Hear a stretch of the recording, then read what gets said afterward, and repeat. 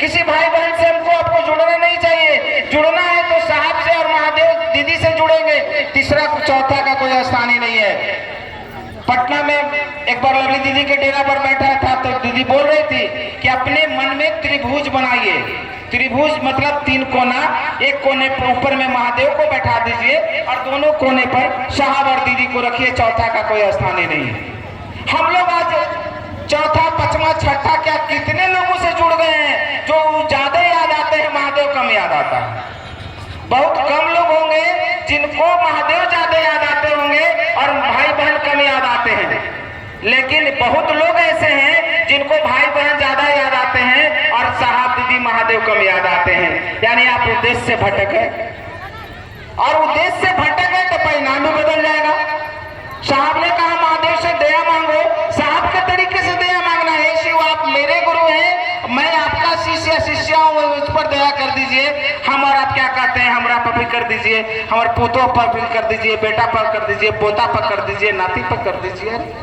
साहब जब दिए हैं सूत्र तो सोच समझ के दिए, उसमें संशोधन करने का मेरा आपका कोई राइट नहीं है, कोई अधिकार नहीं है। हम लोग उसको क्यों तोड़ मरोड़ के किसी के सामने बोलते हैं। अपने लिए दया मांगिए, सिर्फ अपने लिए दया मांगिए आप, तब अपने घर वाले के लिए भी दया मांगते हैं। अरे जब आपके घर में एक बॉल जलेगा तो उसकी रोशनी से क्या, अगल बगल की खिड़की से रोशनी बाहर आती है तो सड़क पे नहीं लाइट आ जाता है, तो उससे अंधेरा दूर नहीं होता है क्या?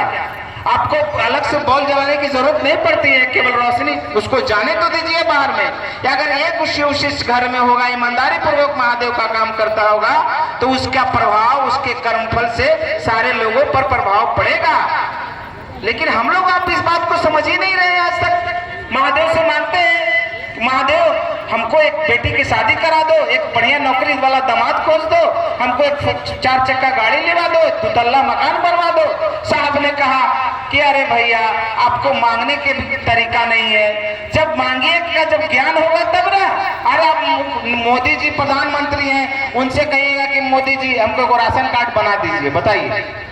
प्रधानमंत्री से एक राशन कार्ड की अर्जी लगाना, ये कहाँ का बात का बुद्धिमानी है भाई? उससे मांगना है तो ऐसे चीज, कुछ बढ़िया चीज मांग लेंगे कि हमको कहीं का सीएम बना दीजिए, कहीं का डीएम बना दीजिए। लेकिन अगर महादेव से मांगना है तो महादेव को मांग लेंगे। जब महादेव ही आपका हो जाएंगे तो फिर आपको मांगने की जरूरत क्या पड़ेगी?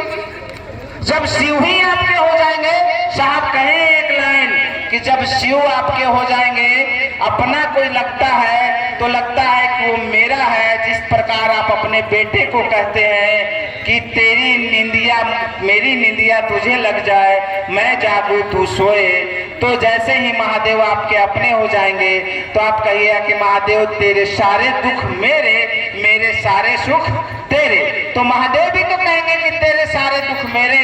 जैसे ही महादेव ने कहा तेरे सारे दुख मेरे, परिणाम बदल जाएगा, स्थितियां भी बदल जाएगी। जब महादेव ही आपका दुख को चुरा लेंगे तो फिर आपको मांगने की क्या जरूरत रहेगी?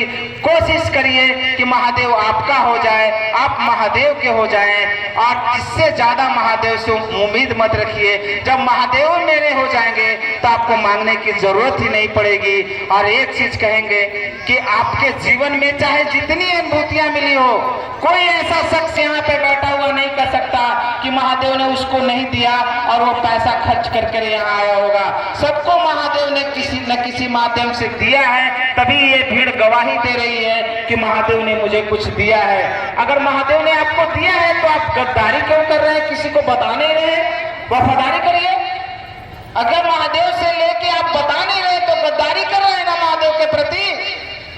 एक गुरु बहना को नौकरी नहीं लगा था, हम कहते थे चर्चा में चलिए, तभी तैयारी कर रहे हैं भैया महादेव को नौकरी देता तो खूब चर्चा में चलते। नौकरी हो गई थी, कहती है नौकरी छोड़ के कैसे जाए चर्चा में। महादेव फंस गया। एक तो पहले नौकरी नहीं था, नौकरी देके कहता है कि आपका चर्चा में कैसे जाए। किसी को बच्चा नहीं है तो कहता महादेव को बेटा दे देता, अब बेटा हो जाता है तो कहते हैं कि बेटा छोड़ के कैसे जाए, छोटा सा बच्चा है ले। महादेव को तो कहीं गुंजाइश नहीं है। यानी अपने महादेव से गद्दारी कर रहे हैं, गद्दारी मत करिए। साहब श्री अनिंद्रानंद जी ने कहा है महादेव के साथ वफादार बनिए, गद्दारी मत, महादेव को पसंद नहीं है। जब महादेव ने दिया है तो टंके की चोट पर कहेंगे कि महादेव ने मुझे ये दिया है, अगर नहीं दिया है तो नहीं कहेंगे। लेकिन कोई शख्स नहीं कर सकता, इस भीड़ में एक शख्स भी नहीं कर सकता कि महादेव से मैंने मांगा और महादेव ने मुझे नहीं दिया। लेकिन इतने लोगों में मैं दावे कर सकता हूं कि बहुत से लोग होंगे जो अपने बेटा से या पति को भी नहीं कहे होंगे कि आप भी शिव को गुरु मान लीजिए, नहीं कहे होंगे, क्योंकि उनको पता है कि कहेंगे तो क्या परिणाम आएगा। आप दिमाग लगा रहे हैं ज्यादा। साहब ने कहा था शिव चर्चा में दिमाग मत लगाइए, दिल लगाइए।